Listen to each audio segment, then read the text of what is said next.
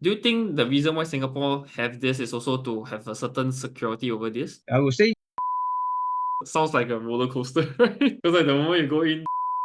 Hey everyone, and welcome to another episode of Know Your Community series. My name is Jia Xuan, and I'm on a mission in goodwill to deep dive in the stories and experiences that our community members have journeyed in the field of personal finance, adulting, as well as investing.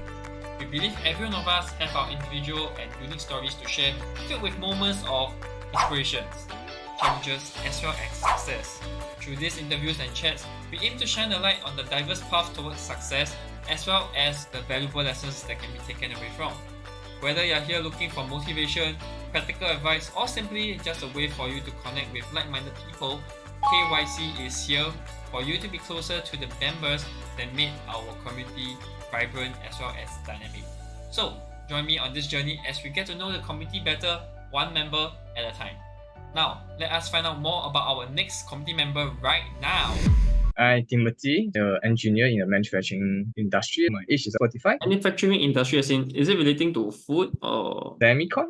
Semicon? Wow, so you're in the industry that a lot of people have been talking recent months when we talk about the AI hype. Inside the manufacturing plant, what's your role as an engineer? It's the equipment maintenance. Equipment maintenance. So So do you deal with like the lithography machines? it's those the measuring equipment. There are some sample checks. Oh, so you're in the QC team. Sort of. Okay. Bring me through like the journey. So it's like the manufacturing plant, they will manufacture the chips and then you guys will just select a few for sampling and then do testing on it. Correct? Yes, when they fabricate the wafer, we'll conduct some sample check. Mm. Random check on the lot. So that's like a routine kind of day-to-day job, right? Yeah. How many years have you been inside this semicon industry? 5 years. 5 years. And before that, what were you doing? Also manufacturing the semicon, but that one is more of the back end. Oh, back end meaning to say, what do you do? Chip assembly. That is since you graduated from your tertiary education, is it? Now in between still got shop here and there. So it's like you have been experiencing different aspects of the semiconductor manufacturing journey. Yes. So 20 years in the semicon industry, how do you find it so far? I won't say it's the Why is that the case? manufacturing. Don't know. I think manufacturing in Singapore is like sunset. Why do you say so? Expensive the Cost. the cost, yeah. So this is also something that you experience from your companies with the cost increasing, and then of course Singapore might not be the best place to manufacture goods, I guess. Right? Yeah. That's what I think. Since you're in this line of work and many countries, or in fact China, US, they've been talking about having that sustainable production of all these semiconductor chips, right? Do you think the reason why Singapore have this is also to have a certain security over this? I would say yes, because we still need a lot of chips. The world still need a lot of chips. Maybe yeah, but our cost I think is still high. So you probably have to manufacture more of those high-end chips to be more cost effective. Is that what your company is doing or what you're handling? Actually, I'm also not too sure, but I know they produce for those car company also. Oh, But car what it's company. actually for, yeah, we won't be able to know. You only know that it's a chip, but you don't know what's the use case of it. Okay. Yes. Confidential. So that's your journey in the semicon since you graduate. But before that, can we talk about like back to when you were young lah? Because I would like to find out like what is your journey growing up and how did you view money? You must see what is the things necessary to buy. Last time is more not. You have to spend more carefully lah. Now when you work, then you buy this, buy that. So when Yeah. you were still young, like roughly how much allowance are you getting from your parents in the 1980s? Yeah, also forgotten. I think $1. $1 a day. What Maybe what one can you buy dollar a with day. $1? You can buy noodles. Thinking you can buy noodles. I think that time is only 30 cents. I think the drinks is 10 cents. Throughout your journey growing up from in the 1980s until now, where you see like the inflation getting so crazy, right? What's your views on it? My salary cannot catch up. Is that what you're feeling right now? Like, Yeah. Ever since I work, I feel that somehow your purchasing power may not be as strong. So how do you Yeah. deal with this issue? Buy necessary things. Only the needs lah, mostly the needs only. Yeah, of course, there will sometimes you will need to buy some to 宠一宠自己。Sometimes you have to spend a bit on yourself to reward yourself. So when you're growing up, did the term investing ever came into the picture? Did your parents talk about it? Did anyone introduce it to you early on? No, So how did your parents share with you about managing money? they don't really share with us how to manage the money. I do know that sometimes they buy shares based on broker recommendations. That's when you are still in primary school. I think secondary school. So I know they also need to invest. But what is the reason to invest at that time? Maybe still too young to really know. Okay. So it's okay, my parents are doing this, then okay, bye. Then you just continue with your teenage life. Yeah. Okay. From what I'm hearing is that your parents don't really talk much or share with you how to manage your expenses, but I believe they do share like, oh, you need to save money. Is that correct? Yeah. Okay. But they never share feel like, oh, like maybe save 30% for this, save 30% for that. No such breakdown, is it? No, don't have. I don't recall that is that. But I mean, they will try to ask you not to spend unnecessary things. However, for that money they given to you, hopefully you can save up some money. Yeah. When we reach from primary school to secondary school, there's going to be an increase in your allowance. And then, of course, with friends around you, you would like to go out together to enjoy life, right? When you go out with your friends and then you started spending a bit more, what was the reactions that your parents give you? I use for that money. They don't comment much about it. I mean, whatever you save over those few days, Is there any occasions where you spend more than you have? probably there will be a few times. Then ask for more money. Then did your parents give you? What was your reaction? I give you money already, then now they tell me you need more. It will nag a bit lah. But it's not every time I request, maybe once a month. Once a month, Yeah. that's a lot. Parents seems to be very generous. Not really generous, like when you need, we can provide. Now it's not a large amount lah. That time, if you let's say you go for McDonald's, it won't cost you as much as it is now. What do your parents do? My mom is a housewife. My dad is a branch staff selling shoes. So your father is the sole breadwinner. Yes. Do you guys have conversation whether your dad is okay being a sole breadwinner or anything?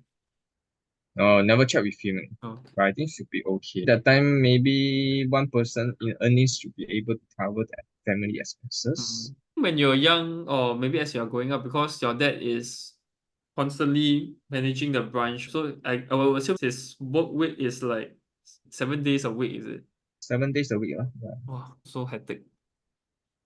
Yeah, you have to open the store almost every day, except for maybe Chinese New Year. Oh, it's like equivalent to having your own business. Like have to operate it. Yeah. Do you miss like the interactions with your dad since young? Still okay. Sort of yeah, still okay. Don't interact much with him. My interaction with my father when I was young is also a bit limited.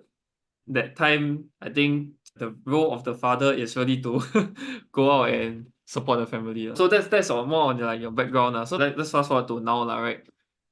How are you managing your expenses? More or less still the same as before. I think very necessary things, but money still not enough. Actually, you buy just the normal things, it really costs quite a lot. You give your parents, and then after here deduction, don't have much. There's still some saving. You want to buy big ticket items, then you may have to consider more. How much percentage do you give your mom? About 15. The Still other okay lah. 85% is on So expenses. yeah lah. Then after that, your own spending. What is the main source of your expenses? Food, travel. Mainly on the food, and also to buy some gadget things. Sometimes you buy the things after, why I don't buy this thing? So you have episodes of impulse buying. Yes, can say that. When there's a promotion, you want to grab it. True. Totally agree. That's like the most worth for money opportunities. Yeah, especially say 50% off. That's a lot. But do you feel also this way? And there's some like discount I look back, actually, I'm not so easily impulse. swayed by this kind of promotion. So for me, I don't really have that impulse buying unless I really want it for like many years. Then I didn't have that chance to buy it, and then when the chance comes, maybe it's time to get it lah.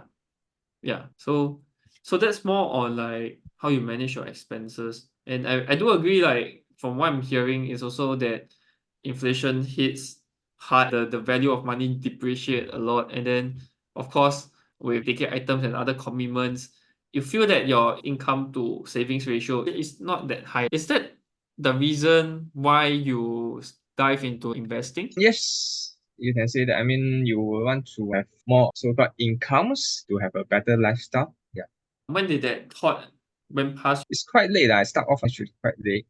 Okay, along the way, I do buy some through recommendation. So, but when you buy those stocks, some of them just don't really go up, or some even go down. Okay. Which year was it when this happened? I think when I was in 30 plus, 30 plus. yeah, Okay. So 10 years ago. 10, You 15 years. okay. So that's when your friends or people around you shared about this stock and asked you to buy lah. Then you like, buy also. Based on those research report yeah, Mm. they say, this may be a recommend buy something like that lah. Okay. When you hear this kind of recommendation and then it didn't turn out the way that you wanted, do you like disown your friend? Of course, sometimes they will give a good one, but sometimes it's also based on the research report. And then those episodes overall, then do you like make money? Because it's more of a hearsay ma. You didn't really go and learn about it. Don't really make money. Don't Oh, really so make.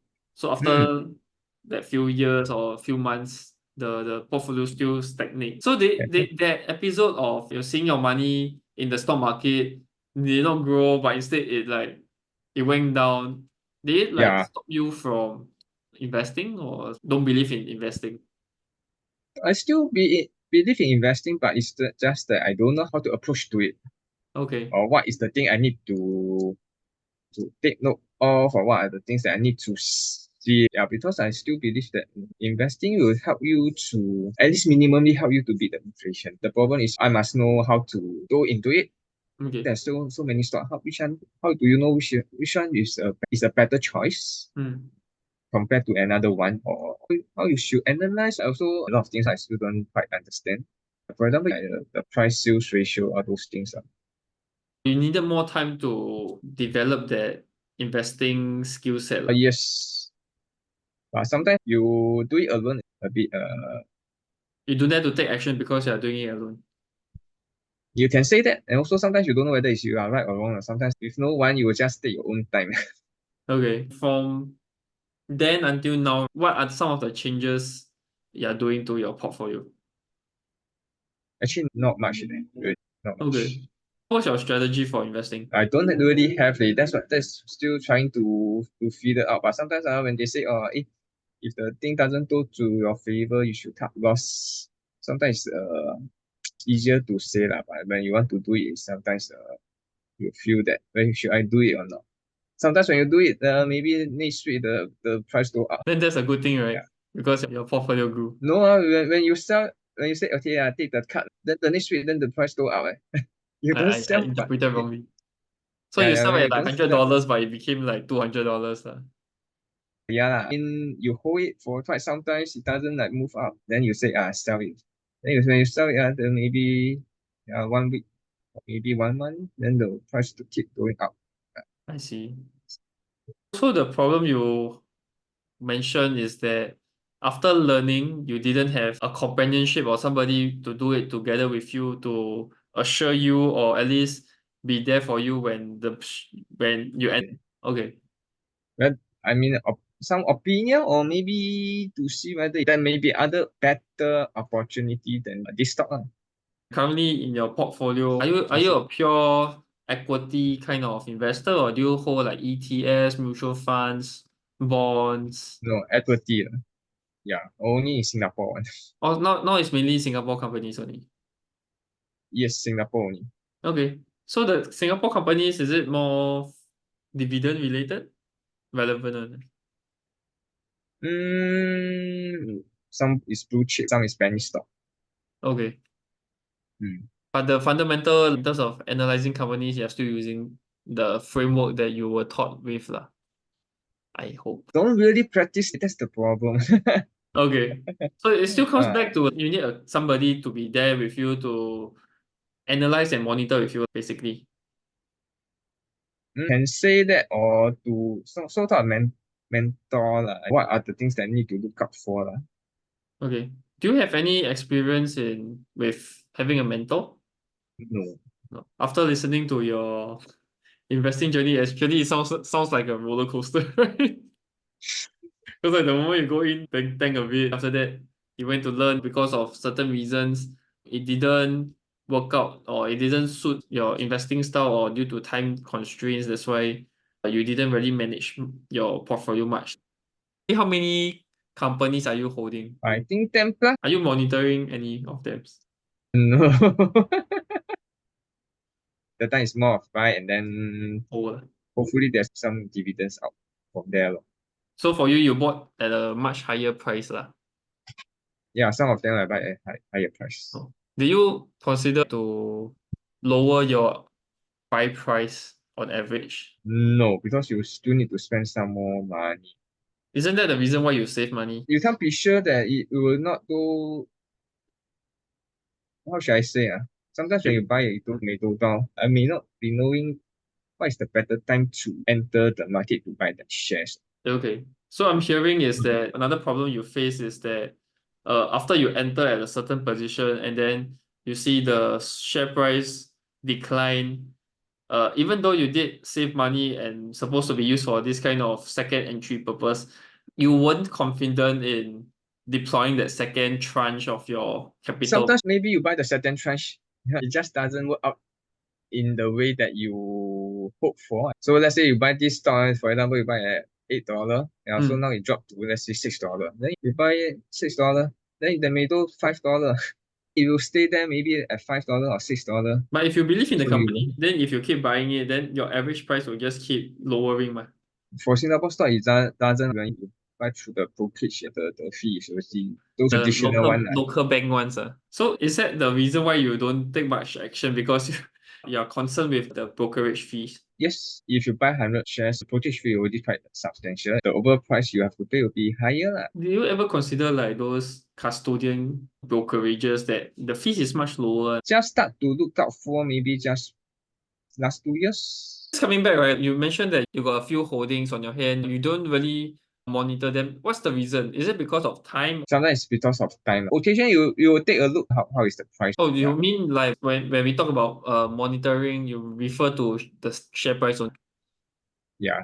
Do you monitor like the company business, like the annual reports or quarterly reports, all this? No. Not much lah. So it's more on Not price. much. The price doesn't tell you whether the company is doing well or not, ma. It's more of like the news, the reports that they issue, that they file with the relevant authorities that tells you the trajectory, the performance of it lah. Not so much on the share price. Share price is a determination of the market's value of the company, ma. But if they are doing good, the price will be actually going up. Yes, but at the same time, if it keeps going up, then you have no opportunity to buy in already, ma. I feel that the price shouldn't be the determination of whether a company is performing. It does act as a factor, but it shouldn't be the only reason. Last question. With whatever you have gone through from young until now in your 40s, do you have any advice for people who were like you? I think probably they need to start investing early. Now there's more choices, low cost brokerage, ETF or unit trust, all those things. Maybe that is one way to start off. It will be better for you to start off maybe unit trust or maybe ETF. Yeah, to do some regular saving, regular investing. That would be a good starting point. Last time you don't have all this alternative for you. So now there's a lot more choices for people to kickstart and find a vehicle or two that suits their lifestyle. Yeah. As working professionals, a big bulk of their time is not in the stock market or to analyze companies, maybe choosing something that requires less effort and less time to research the company or the trends might be a better option. Yeah, and maybe let the professional manage it. I mean, unit trust will be managed by professional, but the returns may not be that outstanding, lah, but it may be just a starting point. I think a lot of people, maybe like me, I mean, a bit lazy, then we don't know how to analyze that stock, whether is it up. Yeah. Okay. So if that's the case, would it be better for you or for people like you that are lazy to do the groundwork themselves, to just look for solutions outside that does investing or help you grow your money? That one will be good, but ultimately I will still like the, of course, you can spoon feed me, but ultimately I will feel that I will still want to have how would I want to analyze the thing myself, whether is it good or whether is it potential. How you actually approach this, analyze the thing, what are the steps you need to do. And after that, whatever teach to me, maybe I will not follow. Ultimately, as the times go by, it will slowly be a bit different from you. Maybe it will be 90% the same with you, or 80%. Then the other 20% we are our own each individual thinking. Actually, what I meant was like people do for you, as in you totally offhand. So you just park the money there, then they will just manage it. Then maybe once a while, then they will give you some updates. How does that solution sound to you? Looks good, but of course, you also need to know how much are they charging for that. I do agree that if you were to invest or put your money with a professional that is managing your money, of course the fees have to make sense, because if it's a fixed fee, no matter what situation, then it doesn't make sense for you to park with them, because if let's say the portfolio drop, then they still continue to charge you a certain fees, then it's like your portfolio just keep shrinking very fast. Yeah. Yeah lor. Right. I also think that there's some professionals, their model is that they charge based on the size of your portfolio. So what this means is that as your portfolio grow, they have a bigger cut. Let's say 1% of 100K is $1,000. So if your portfolio go to 200K, then that's where they get $2,000. But if let's say your portfolio becomes 50K, then the money they get is $500. So I think this is reasonable lah, because their goal is to grow your portfolio, and if they get a cut from your portfolio, then they're more aligned with your take. Really, thank you so much for the chat.